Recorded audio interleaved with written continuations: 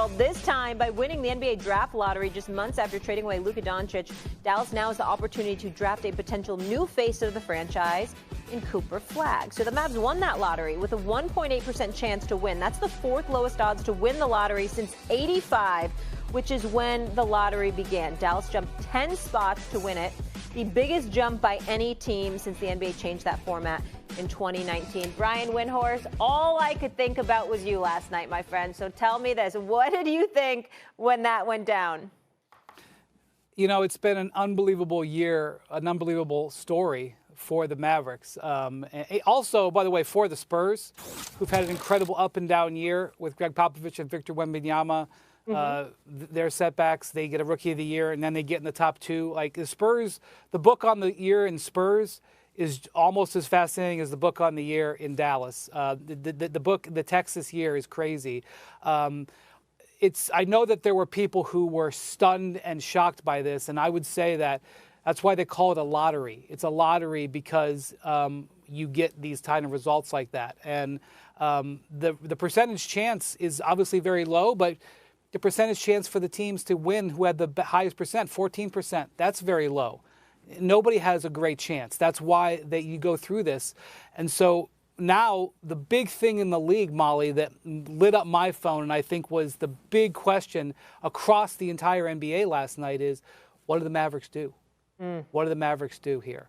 And I'm sure the Mavericks have put some thought into it, but I'm sure they didn't even allow themselves to dream. And now they work up with a whole different set of circumstances. And when you look at what happened in the NBA yesterday, May 12th, 2020, momentous days when it comes to changing things in the NBA, because you have this lottery. You have Giannis Antetokounmpo, with Sham's report about Giannis, doing what a lot of people were suspecting that he may do, which is look at other options. And then the Boston Celtics with this potentially devastating injury to Jason Tatum. A lot of fortunes changed yesterday, and the Mavericks definitely could be one of them. Absolutely. Wendy, would you rather see the Mavs draft Cooper Flagg or trade for Giannis?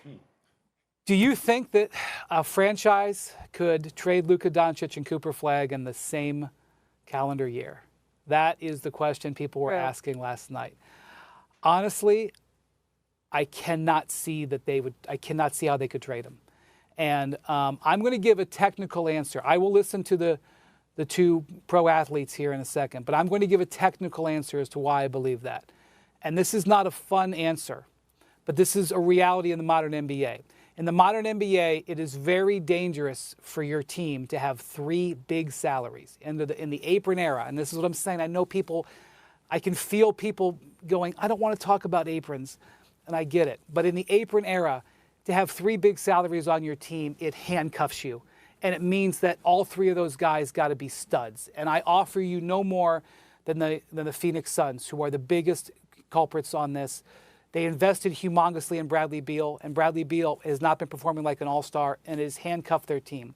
If you have Anthony Davis and you have Kyrie Irving, who can be a free agent this summer, and I expect will get a big contract if he opts out. But even if he doesn't opt out, it's a big contract. If you then trade for Giannis, if you use Cooper Flagg as your centerpiece of your trade for Giannis, and you have three salaries, it's not a way to build a team in 2025. I'm sorry, especially when those three guys are in their 30s. It's just not advisable. So the idea that you could have a potential impact young player in Cooper Flagg for the next 4 years on a rookie contract, a rookie scale contract, in addition to those two players, just team building wise, regardless of what you think Cooper Flagg's ceiling is, regardless of what you look at two-time MVP Giannis Antetokounmpo, from a team building standpoint, I think you have to take the 19-year-old on the cheaper contract and hope that he turns into a stud. Wendy, is there any world, and I get what the repercussions of this could be, but we'll flow it out there for the sake of having, these are the type of conversations that we always have collectively, frankly, between friends.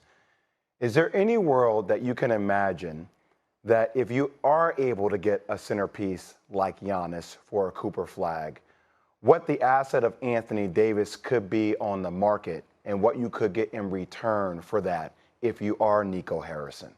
I'm just throwing it out there because it's fascinating. Giannis, at his age, his durability, how he plays, The numbers are MVP-like numbers, right? If you can have that for another 4 to 5 years at that level, knowing AD's injury history, but still his talent, what you can get in return for that could be, value to replace and still give you the size and the length and still be one of those great defensive teams in the Western Conference for the next 3 to 4 years.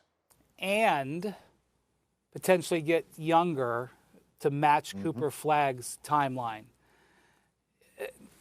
The idea of trading Anthony Davis. Yeah. So, look, I don't know what Kyrie Irving is going to look like coming off of this injury in 7 or 8 months. So that's an uncertain thing. But your timeline now potentially changes. Also, it depends on what the Mavericks' evaluation of Cooper Flagg is. Like, if the Mavericks look at Cooper Flagg as a guy who can be a top 7 player in the league by year 4, that's one thing. And certainly you're going to say, well, if that's the case, if that's who we think he is, then maybe we should make decisions that put us in good position to go for year 3 or 4. And you may say, well, wait a minute, the Mavericks have been all in on trying to win for the next couple of years. Well, the Mavericks world just changed. All of their planning just changed. Just like the Lakers' planning changed when they traded for a 26-year-old in his prime in Luka versus having a guy in his 40s and a guy in his 30s with Anthony Davis. So if you evaluate Cooper Flagg to be that, if you're the Mavericks, you may have to look at something like that. If you evaluate Cooper Flagg as a guy who may not be a top 6 or 7 player, but may be a top 15, 18 player, and that to win the championship, you're going to need another top 10 player or top 15 player to be alongside him, that may change your arithmetic. I'm not a development expert. I'm not a scout. I'm not going to do that, but that's part of the conversation the Mavericks are going to have. But then also, when we look at what these trades are, because to me, I think the Spurs situation is more fascinating, or at least as fascinating as the Mavericks, because the Spurs have a 21-year-old who's a potential MVP. They have a 20-year-old who just won Rookie of the Year. They have a guy in his mid-20s in De'Aaron Fox. Like the idea that you could add a guy like Giannis to that group is fascinating.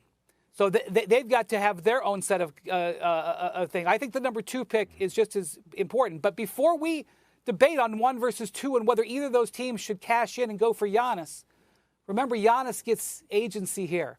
This is going to be Giannis's situation. He does have 2 years on his contract, and if he elects to be traded, which is not a guarantee, I suspect he's going to do that, but it's not a guarantee, he is going to get to say, I would rather play here or here. And so part of this, he might not want to be in Dallas. He may have just seen what they did with Luka and say, I don't want to do that.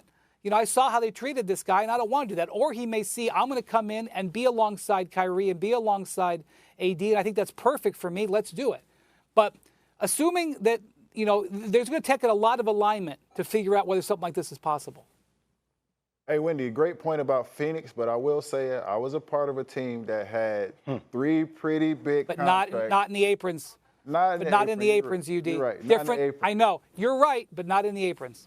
Yeah, I agree. You wouldn't have been able to be on that team because they wouldn't have had the ability to keep you and Mike Miller. You would have been gone. Well, I was about to be gone anyway, if you remember the story. So I know. Thank God for some guys taking less money. But I agree 1,000% with the things that you're saying. But I also just come from a situation where if you have a chance to get a player that is guaranteed